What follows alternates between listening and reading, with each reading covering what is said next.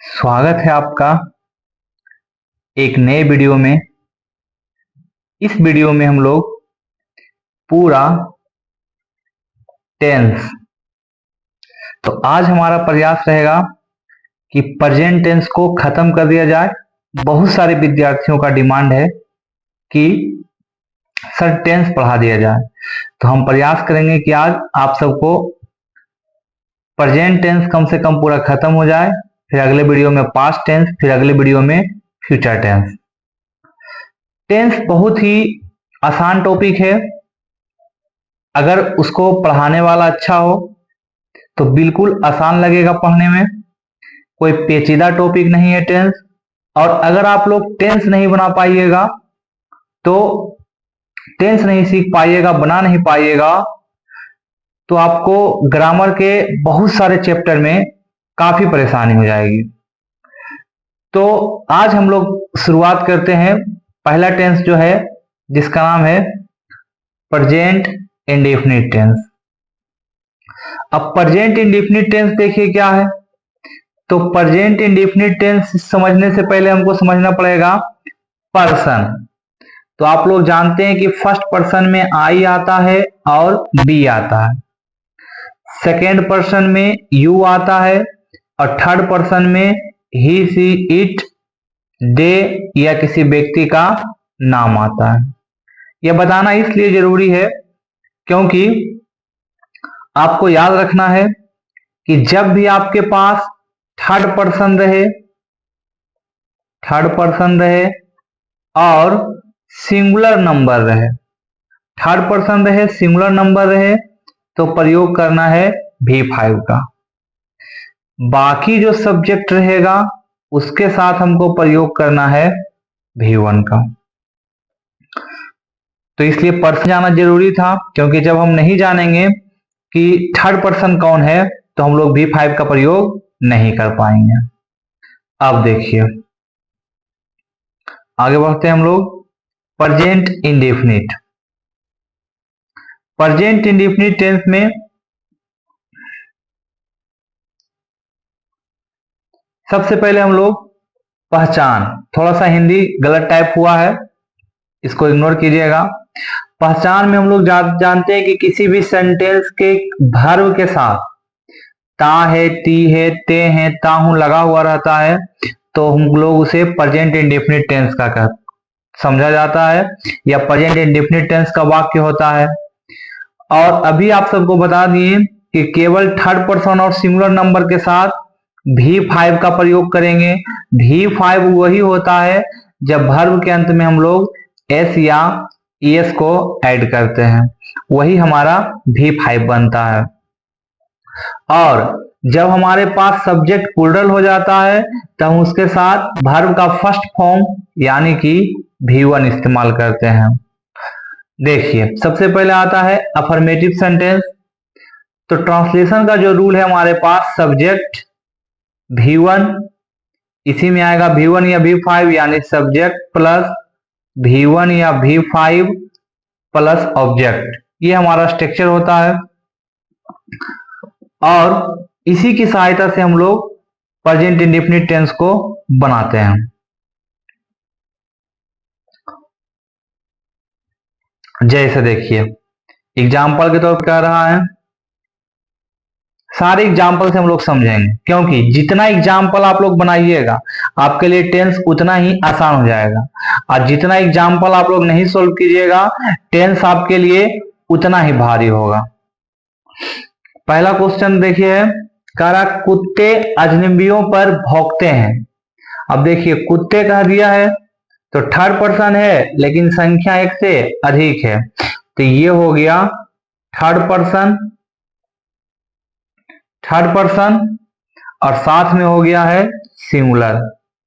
तो third person singular जब हो जाएगा, थर्ड पर्सन हो गया है और प्लूरल हो गया, तो V1 का प्रयोग करेंगे। इसलिए यहां देखिए बार्क लिखा हुआ, dog barks at a stranger. दूसरा हम कह रहा मोहन का भाई झूठ बोलता है, तो Mohan brother, third person singular number है और भाई की संख्या एक है, इसलिए V5 आएगा, तो हो जाता है टेल्स।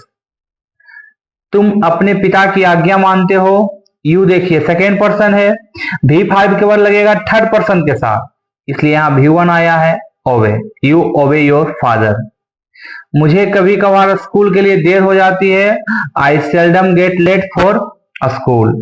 राम सदा सत्य बोलता है। Ram always speak the truth. वह अपने बच्चे को मारती है। She beats her children. यहाँ 7 लिखा गया है। हम शनिवार को सिनेमा हॉल में फिल्म देखने जाते हैं। We go to watch a movie to cinema hall on Sunday. वे शाम को मैदान में हॉकी खेलते हैं। They play hockey in the ground in the evening. और आगे एग्जाम्पल देख लेते हैं। वह बेईमानों से घृणा करता है। He hates dishonest person.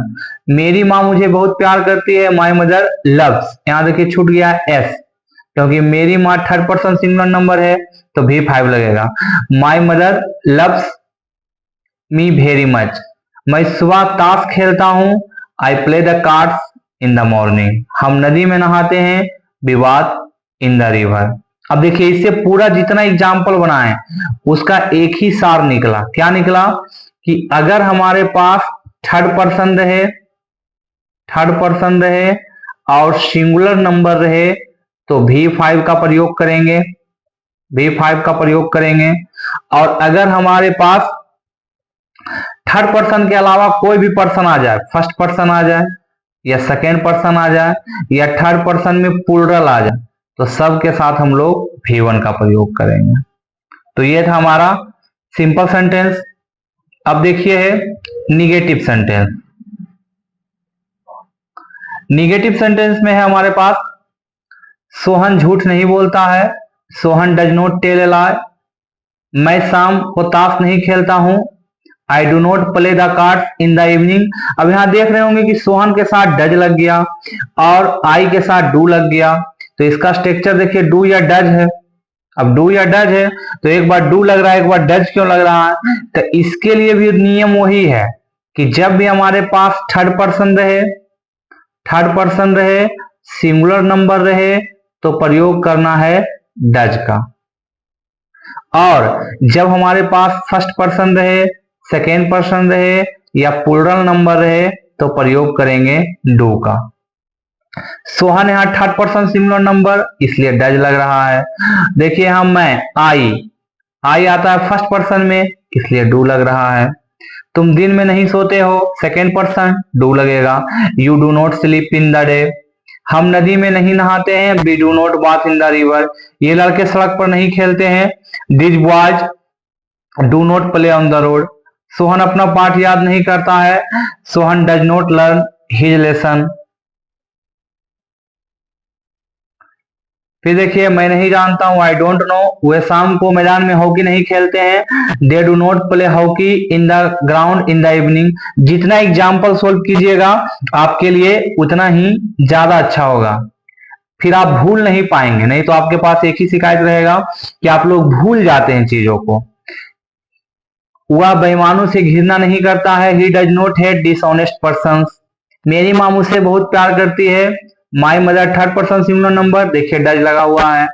मैं सुबह नाश्ता नहीं करता हूँ, नहीं सॉरी, मैं सुबह ताश नहीं खेलता हूँ। I do not play the cards in the morning. हम नदी में नहीं नहाते हैं। We do not bath in the river. तो सिंपल और निगेटिव हो गया। अब चलते हैं इंट्रोगेटिव की ओर। इंट्रोगेटिव जो सेंटेंस है उसमें देखिए डू या डज को आगे लाते हैं, फिर सब्जेक्ट रहता है, फिर V1 आता है, फिर ऑब्जेक्ट आ जाता है। अब यहां देखिए कह रहा है क्या तुम्हारा भाई लीलावती में पढ़ता है, तो does your brother teach in Lilavati. जब भी सेंटेंस की शुरुआत क्या से हो, जब भी सेंटेंस की शुरुआत याद रखना है क्या से होगा। और अगर प्रेजेंट इंडेफिनिट पढ़ रहे हैं तो हम लोग आगे कर देंगे डू या डज को। अब डू किसके साथ लगाएंगे, डज किसके साथ लगाएंगे, तो भी बता दिए। डज लगेगा थर्ड पर्सन और सिंगुलर के साथ डज, और डू लगेगा फर्स्ट पर्सन, सेकेंड पर्सन और प्लूरल के साथ। फिर कह रहा क्या मैं झूठ बोलता हूं, डू आई टेल अ लाई। क्या छात्र गाली देते हैं, do students abuse in school नहीं है। क्या तुम्हारे पिता देश की सेवा करते हैं? Does your father serve the country? क्या अनिल आगरा में रहता है? Does Anil live in Agra? क्या सोहन फुटबॉल खेलता है? Does Sohan play football? खेलकूद के नाम के साथ आर्टिकल का प्रयोग नहीं करते हैं। फिर देखिए, क्या हम गाना सुनते हैं? Do we listen songs? क्या हुआ तुम्हें गणित पढ़ाता है? Does he teach you math? क्या हुआ बेईमानों से घृणा करता है? Does he hate dishonest person? क्या मेरी माँ मुझे बहुत प्यार करती है? Does my mother love me very much? क्या मैं सुबह ताश खेलता हूँ? Do I play the cards in the morning? Sorry, हाँ, इन द मॉर्निंग? क्या हम नदी में नहाते हैं? Do we bath in the river? तो तीनों टाइप हम लोग सेंटेंस सीख गए। अब बारी आता है इसमें इंट्रोगेटिव WH वर्ड। यहां लिखा हुआ है डबल इंट्रोगेटिव सेंटेंस, जिसको कहा जाता है WH वर्ड, यानी कि सवाल पूछा जाएगा। तो जब भी सेंटेंस में WH वर्ड आ जाता है तो उसको हम लोग सबसे पहले लिखते हैं। और इसमें आप लोगों को याद रखना है कि अगर WH वर्ड सब्जेक्ट का काम कर देता है तो उसके साथ हम लोग डू या डज का प्रयोग नहीं करते हैं, क्योंकि हमारा जो स्ट्रक्चर रहता है WH वर्ड के बगल में चाहिए डू या डज। लेकिन अगर WH वर्ड आ गया सब्जेक्ट के रूप में तो फिर डू या डज का प्रयोग नहीं करेंगे, डायरेक्ट V1 या V5 का प्रयोग करेंगे। जैसे पहले देखिए, कह रहा तुम्हें कौन पढ़ाता है, तो हु जो आया यहाँ सब्जेक्ट के रूप में आया, और सब्जेक्ट के रूप में जब यहाँ पर आया है तो हम लोग V5 का प्रयोग डायरेक्ट करेंगे, डू या डज से कोई मतलब नहीं रहेगा। तो हो गया हु टीचेस यू। तुम कौन सी किताब पढ़ते हो? Which book do you read? आप कहाँ रहते हो? Where do you live? तुम्हारा भाई क्या करता है? What does your brother do? तुम्हारे माता जी रसोई में क्या पकाती है? What does your mother cook in the kitchen? तो जब भी कब, क्यों, कैसे, कहाँ, कौन आ जाता है तो हम लोग उसकी इंग्लिश सबसे पहले लिखते हैं सेंटेंस में। और एग्जाम्पल देख लेते हैं। तुम क्या करते हो? What do you do? तुम कहाँ रहते हो? Where do you live? तुम क्या खाते हो? What do you eat? तुम्हारे पापा कहाँ रहते हैं? Where does? तुम्हारे पापा क्या करते हैं? Where does your father do? यहाँ कहाँ लिखा गया, क्या आना चाहिए? वे कहाँ रहते हैं? Where do they live? हम क्यों नहीं पढ़ते हैं? Why do we not study? अब देखिए, ये हो गया। अब जब हम लोगों को किसी सेंटेंस पर जोर देना रहे, जैसे आप लोग कहते हैं मैं पढ़ता ही तो हूं, मैं खेलता ही तो हूं, मैं जाता ही तो हूं, तो ऐसे स्थिति में सब्जेक्ट के साथ डू या डज आएगा और फिर हम लोग V1 का प्रयोग करेंगे। डू डज के साथ हमेशा याद रखना है V1 का प्रयोग कर। जैसे कहता है वह समय पर खाना खाता तो है, he does eat food at time, तो यहाँ देखिए डज का प्रयोग आया है, यानी बिना निगेटिव का, अब बिना इंट्रोगेटिव का डू या डज का इस्तेमाल हो रहा है। मैं स्कूल समय से आता हूं, I do come to school at time. हम समय से नहाते तो हैं, we do bath at time. हमारे अध्यापक समय पर पढ़ाते तो हैं, our teacher does teach at time.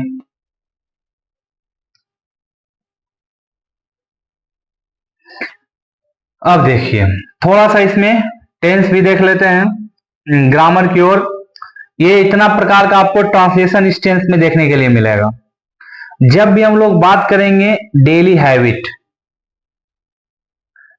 Habit, scientific fact या प्रोवर्ब्स, इन सब को बताने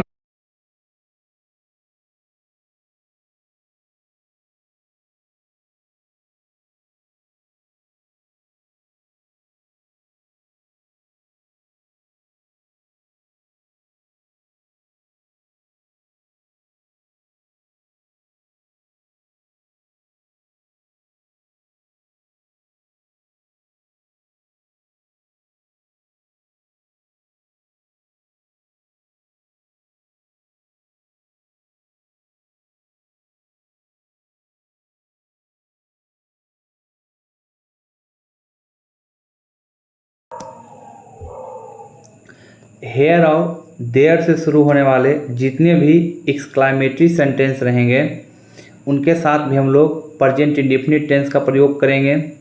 जैसे कह रहा हेयर कम्स संचित, आवर मोस्ट प्रोमिसिंग प्लेयर, या देयर गोज द लास्ट बस, तो हेयर और देयर से शुरू होने वाले एक्सक्लामेटरी सेंटेंस, एक्सक्लामेटरी का मतलब होता है आश्चर्य व्यक्त करना, कोई चीज़ दिमाग में सड़े ना जाना, अचानक आ जाना, तो एक्सक्लामेटरी का साइन ये रहेगा। तो हेयर और देयर से अगर सेंटेंस शुरू हुआ है तो उसके साथ हम लोग V1 या V5 का प्रयोग करेंगे। न्यूज़पेपर के हेडलाइन में भी हम लोग प्रेजेंट इंडेफिनिट टेंस का प्रयोग करते हैं, जैसे कह रहा है India defeats Argentina by 2 goals. Imperative sentence में भी हमारे पास V1 आता है, और याद रखना इम्परेटिव सेंटेंस में कभी भी V5 नहीं आता है। इम्परेटिव माने हो गया यानी कि किसी को ऑर्डर देना, रिक्वेस्ट करना, यह रहता है इम्परेटिव सेंटेंस। अब देखिए फ्यूचर का वैसा प्लान, फ्यूचर का वैसा इवेंट जिसको पहले से प्लान कर लिया गया हो कि वो घटना घटेगा। जैसे देखिए कह रहा है my flight takes off tomorrow morning at 6:30, यानी मेरे जो जहाज़ है वो 6:30 बजे सुबह में टेक ऑफ करेगा। अब यहाँ पर देखिए उड़ेगा कल, लेकिन उसके लिए टिकट वगैरह पहले से ही कटा लिया गया होगा, इसलिए इसके साथ प्रेजेंट इंडेफिनिट टेंस का प्रयोग किया जा रहा है। और लास्ट में आप लोग देख लीजिए, इसमें है इस टेंस में कि कमेंट्री करते समय जितने भी कमेंटेटर है वो किसी भी मैच का हो, तो वो कमेंट्री को एकदम लाइव बनाने के लिए, जीवंत बनाने के लिए प्रेजेंट इंडेफिनिट टेंस का प्रयोग किया जाता है। रोहित हिट्स द बॉल, देखिए हिट V5 आया है। The silly mid of the ball passes over the fielders, फिर देखिए पासेस आया है। हेड एंड क्रॉसेस, फिर देखिए क्रॉसेस आया है। The boundary line.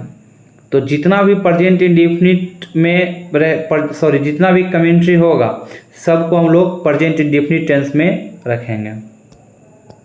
आप लोग देखिए इसका स्क्रीनशॉट ले लीजिए। प्रेजेंट इंडेफिनिट टेंस का जितना भी सेंटेंस है इसको सोल्व करना है। फिर नीचे और भी है, सारे का स्क्रीनशॉट ले लेना है।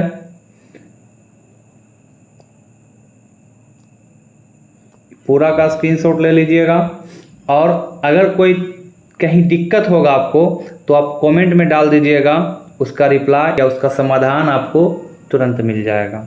तो ये था हमारा प्रेजेंट इंडेफिनिट। नेक्स्ट वीडियो में चलते हैं हम लोग प्रेजेंट कंटिन्यूअस में। प्रेजेंट कंटिन्यूअस में पहचान जो आएगा हमारे पास, सबसे पहला पहचान जानना जरूरी रहता है।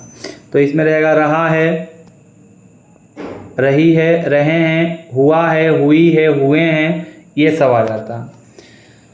तो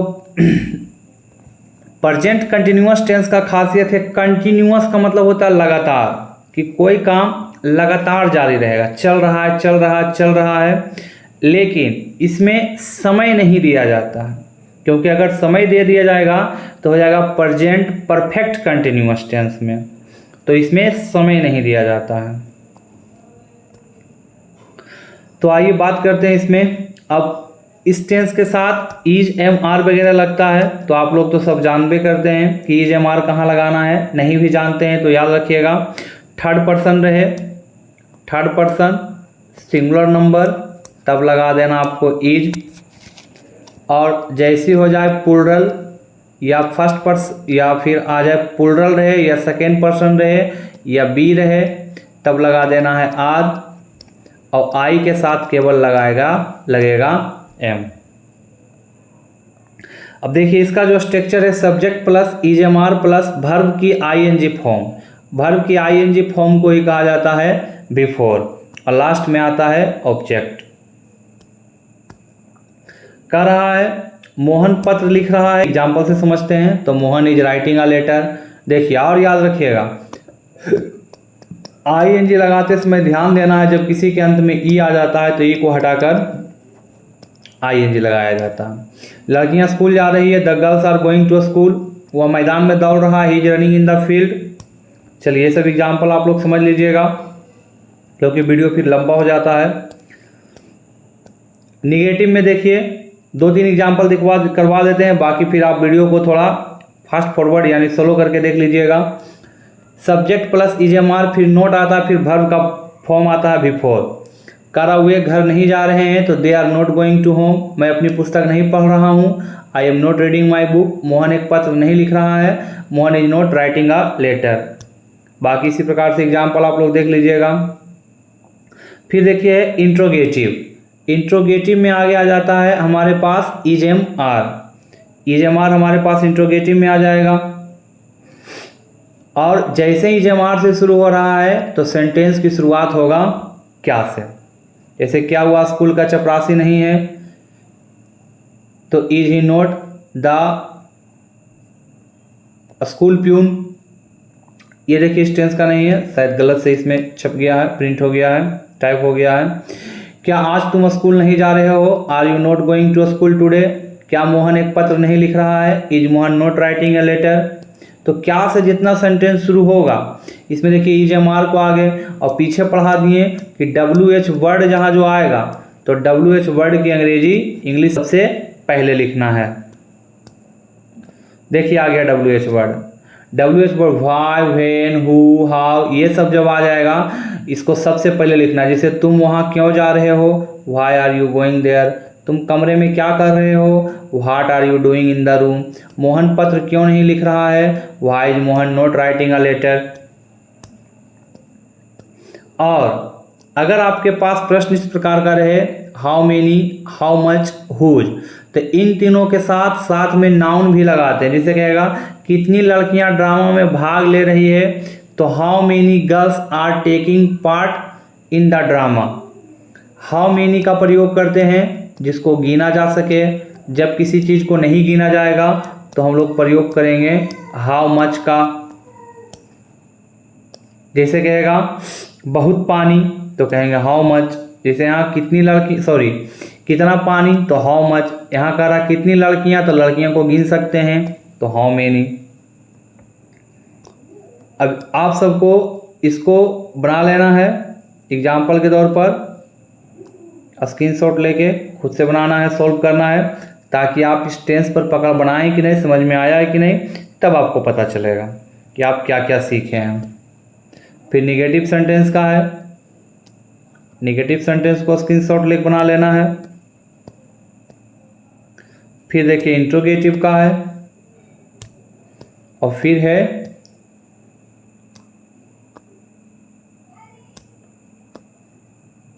इंट्रोगेटिव का ही है, लास्ट में आया है डब्ल्यू एच वर्ड का। कब, क्यों, कैसे, कहाँ रहेगा तो इसकी अंग्रेजी सबसे पहले लिखना है। अब देखिए चूंकि इस टेंस में आईएनजी लगता है तो आईएनजी लगाने का कुछ रूल है।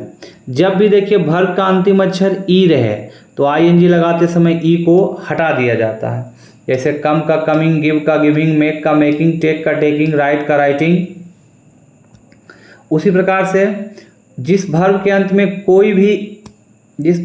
में कोई एक ही व्यंजन कॉन्सोनेंट हो और उसके पहले कोई एक ही vowel A E I O you हो तो आईएनजी लगाते समय अंतिम अक्षर को डबल कर दिया जाता है। जैसे देखिए स्टॉप, स्टॉप में अंतिम में आ गया पी, कॉन्सोनेंट है, और उससे पहले आ गया वोवेल तो अंतिम में हो जाएगा S T O double P I N G. Run, put, sit, या इसको ऐसे भी याद रख सकते हैं सी भी सी, कॉन्सोनेंट वोवेल कॉन्सोनेंट। दूसरा बात इसमें याद रखिएगा, जब किसी के वर्ब के अंत में बाई रहता है या डबल एल रहता है तो हम लोग आईएनजी लगाते समय बाई या डबल एल को नहीं हटाते हैं। जैसे क्राई का क्राइंग हो जाएगा। और याद रखना है, चलिए ये रूल जरूरी भी नहीं है, देख लेते हैं। जिन वर्ब में कोई व्यंजन नहीं रहेगा यानी कॉन्सोनेंट नहीं रहेगा और उसके पहले दो वोवेल होगा तो आईएनजी लगाते समय अंतिम कॉन्सोनेंट को डबल नहीं करना है। सी भी सी के फॉर्म में रहना चाहिए, अंतिम तीन अक्षर कॉन्सोनेंट वोवेल कॉन्सोनेंट। जैसे लिखा हुआ रहेगा रन तब हो जाएगा रनिंग। अब यहाँ देखिए रीड, इसमें पहले अंतिम तीन अक्षर देखिए कॉन्सोनेंट वोवेल कॉन्सोनेंट पर फिट नहीं बैठ रहा। नेक्स्ट रूल है, जिन वर्ब के अंत में एन होता है और उससे पहले कोई वोवेल आ जाए ए ई आई ओ यू तो अंतिम अक्षर में एन डबल नहीं होता है। जैसे ओपन का हो जाता है ओपनिंग, अब इसमें अपवाद में कौन कौन आता है तो देख लीजिए। बिगिन का बिगनिंग, ओवररन का ओवर रनिंग, कैन का कैनिंग, रन का रनिंग, बैन का बैनिंग, स्पिन का स्पिनिंग, विन का विनिंग, फैन का फैनिंग, ये सब हो जाता है। इसमें कैन नहीं आएगा, फैन भी नहीं आएगा, पिन आएगा, सन नहीं आएगा, टेन नहीं आएगा, डिन नहीं आएगा, डाइनिंग आ सकता है।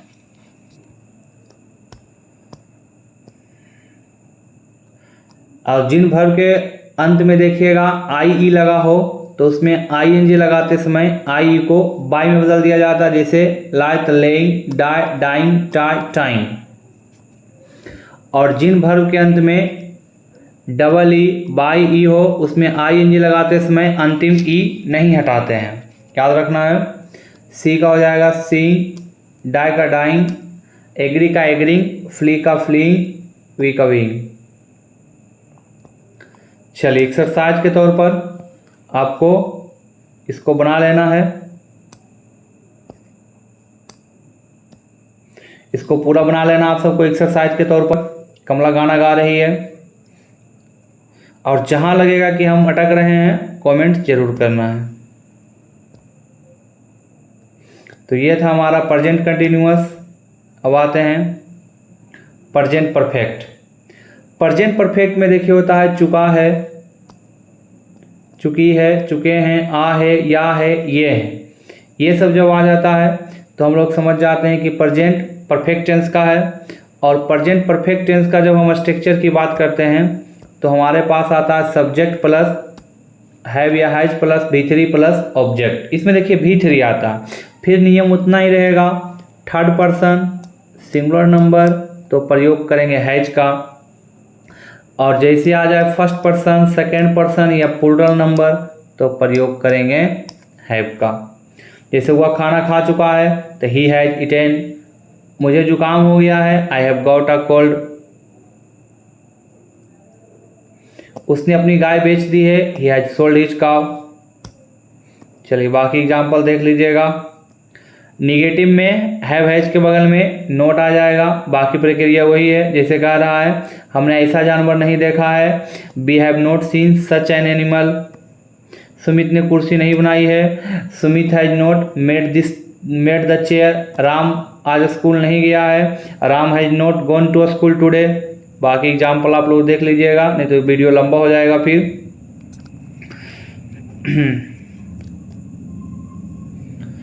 क्या से शुरू हो रहा है तो जैसे डू डज को आगे किए, इज एम आर को आगे किए थे, अब बारी है आगे करने का हैव हैज का, तो हैव हैज को आगे कर देंगे। कह रहा है क्या उसने अपनी गाय बेच दी, has he sold his cow. क्या तुमने अपना पाठ याद कर लिया, have you learned your lesson.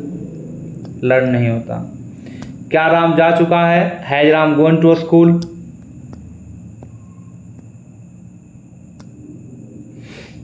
और जब WH वर्ड आ जाता है तो हम लोग अनुवाद करते समय उसको सबसे पहले लिखते हैं, वाई, हाउ, व्हेन, फिर आता है हैव, फिर सब्जेक्ट, फिर नोट आएगा तो नोट, फिर V3। देखिएगा उसने घोड़ा क्यों बेचा है, why has he sold the house.